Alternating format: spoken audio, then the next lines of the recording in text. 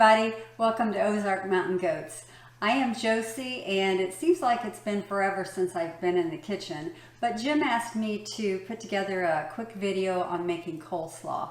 We both really like coleslaw, but I had never come up with a recipe that we love. Our tastes gravitate more towards a Kentucky Fried Chicken coleslaw. It's not too sweet and it's got some bite to it. Well, this year we had an abundance of fantastic cabbage. In fact, 2 to 3 weeks ago, we harvested 10 huge head of cabbage and did a video on making sauerkraut. So you might want to check that out. In fact, we'll put a link in the description. But anyway, because we had so much cabbage on hand, I was able to do some experimenting and did some searches for different coleslaw recipes and made quite a few batches actually. And because I was able to do that, I think I've come up with one that both of us are really happy with. So I'm going to share that with you today. Anyway, I've got most of my stuff ready, and what I do first is put all the ingredients other than the cabbage into a bowl and get that well mixed. So what I've got here is 2 tablespoons of vinegar, and I like to use apple cider vinegar, along with 3 tablespoons of lemon juice.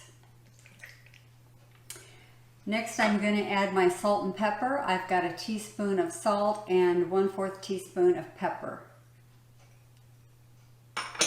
I have 1/3 cup of just white sugar, 1/4 cup of buttermilk,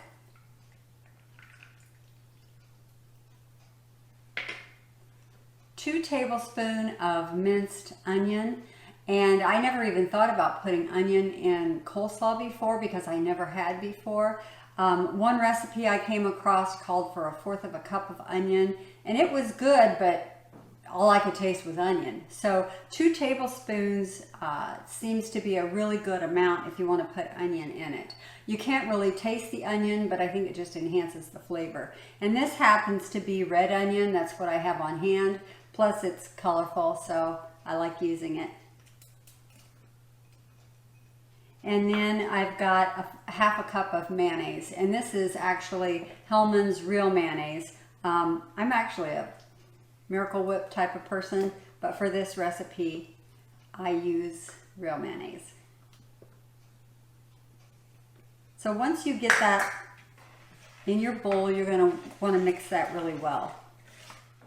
It seems like it takes a minute for the mayonnaise to really blend smoothly, and I try to get all the lumps out. Actually, a whisk works a little better, but this got the job done too. So I'm going to set that aside. It actually makes kind of a creamy dressing. And the next thing in the recipe calls for a medium-sized carrot. Jim went out in the garden and picked these for me, and they're neither one of them very big, so I'm going to use both of them. That way I can have a little extra color, not only the orange but the yellow in my coleslaw. So I'm just going to grate that, and then I'll add that to my salad dressing here.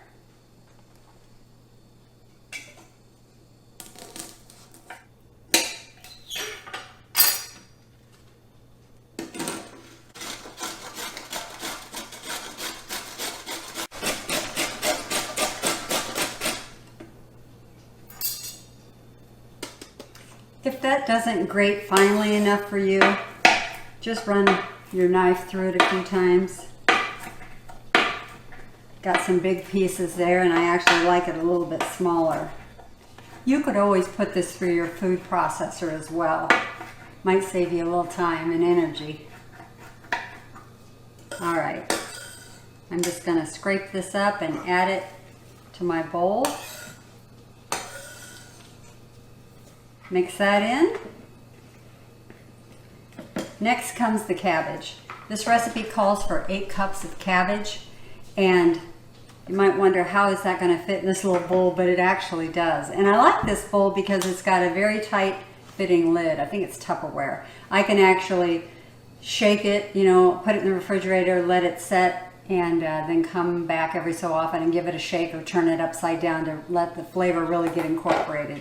But anyway, if you want to use a food processor, that will probably save you lots and lots of time. I just kind of prefer to hand cut mine. Sometimes I think a food processor tends to shred it to the point where it's wet. And I like to leave as much of the moisture in the cabbage, so I do cut it by hand. So if you don't have a food processor and you do choose to cut it by hand, just cut it into manageable workable pieces and go from there. I like to just slice it real thin and then go back and chop it up. And I just do a little bit at a time so that I don't make quite a huge mess. Whether you're using a food processor or cutting it by hand, just get it to the size you like and then start measuring it out. When I'm measuring out my cabbage, I kind of gently pack it in there to the 4-cup mark. So I'm going to add this in and then start on my next 4 cups.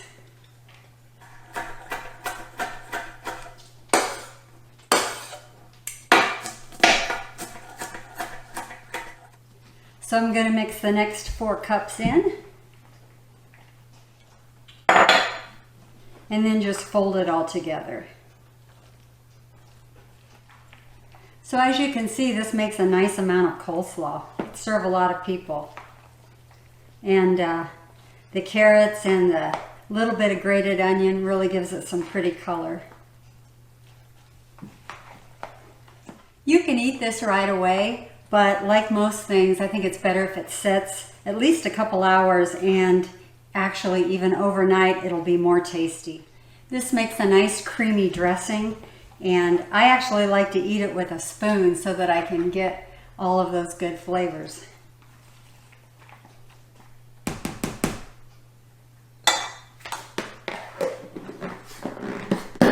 Like I said, this lid fits really tight, so every so often I can come along and give it a shake and get it stirred up while it's sitting in the refrigerator. So if you're a fan of KFC coleslaw, or even if you're not, I hope you give this recipe a try. We really like it. It's got just that right amount of bite to it.